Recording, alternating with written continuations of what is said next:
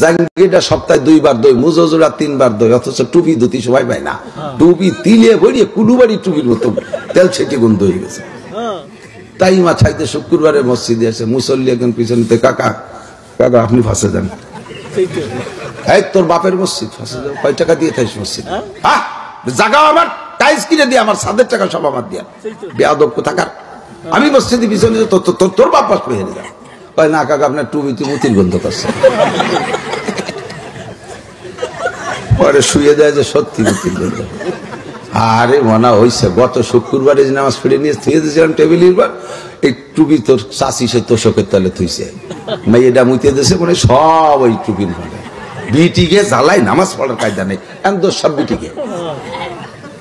সারা সপ্তাহের মধ্যে টুপির খবর নেই না, মহিলা তো বাঁচাইছে না, টুপি চলে যেত রাস্তাঘাটে, সে ধরে তোষকের তলে খুঁজে থুইছে। যখনই বেকায়দায় পড়ে যে এক শ্রেণী পুরুষ আছে রাস্তাঘাটে মাইক খালি, সেই মাইক শ্রদ্ধায় বোর ফিটিং করে দিয়ে, বিশাল বাহাদুর। বৌরিয়ার মারে কয় চিনিস আমরা দেশের পাইছো, দেখাই ছাড়িয়ে দেবো, মাইক খাইছে রাস্তায় ভুলা মানে আকাম করে, নিজের দোষ হয় বিটিকে, ওই বিটিকে জ্বালায় বসছে দিয়ে 8 টাকা দেয়, টুপি দিয়েছে তোষকের তালে।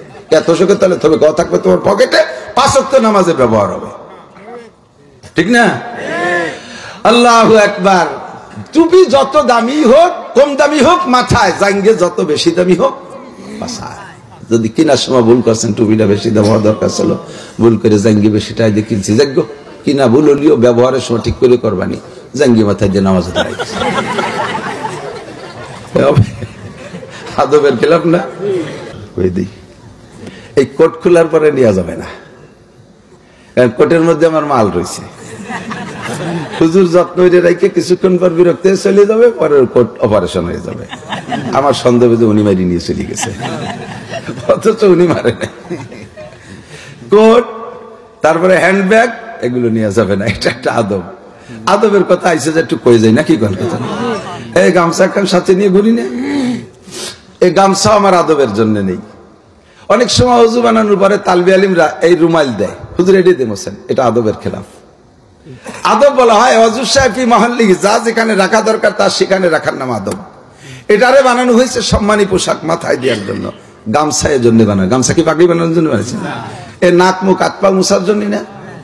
খাইতে বসলে একদম দস্তারখান দেন, ধরো যে গামছা একখানে নিয়ে বিছিয়ে দিচ্ছে, সে খান সাহেবের খবরই নেই, দস্তারখানের খবরই নেই, বাড়ির মধ্যে কোনো জায়গায় খান সাহেব খুঁজে পাওয়া যাচ্ছে না, গামছা বিছিয়ে দিচ্ছে। এটা আদবের খেলাফ। গামছা বানানো হয়েছে এর জন্য না, গামছা বানানো হয়েছে হাত মুখ মোছার জন্য। এবার প্রত্যেকের গামছার উপরে নিজস্ব একটা হিসাব নিকাশ আছে। গামছার স্বভাব আর মানুষের স্বভাব হলো, গামছা হাতে পালি দলা বলা কায়দায় দিতে হয়।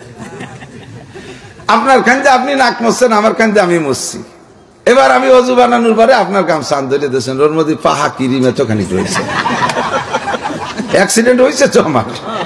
তারপরে তো এই গামছা সাথে নেই, যে যা কয় এয়ারপোর্টে উঠছি, বিমানে উঠছি, সেদিন গামছা হাতে নেই।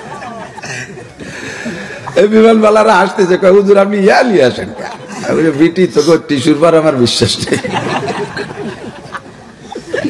রাতের বেলা ওযু বানাইছি, তালবি আলিম গামছা এক কান্দেছে, অন্ধকারে মুখ টুক মুছছি, ভাই তেল তিলে ঘটনা কি? পরে দেখি যে আর হেনে খানিক টানাই রয়েছে, হেনে খানিক টানাইছে, পাহা গাঢ় দিয়ে কালার। সেই থেকে আর পরের গামছা আমি ধরি না। যে যা বলুক, মসজিদের গামছায় আর পাও পচা গন্ধ না, মুস্তি আর কোন নীল দাঁড়া নাই। আল্লাহু আকবার।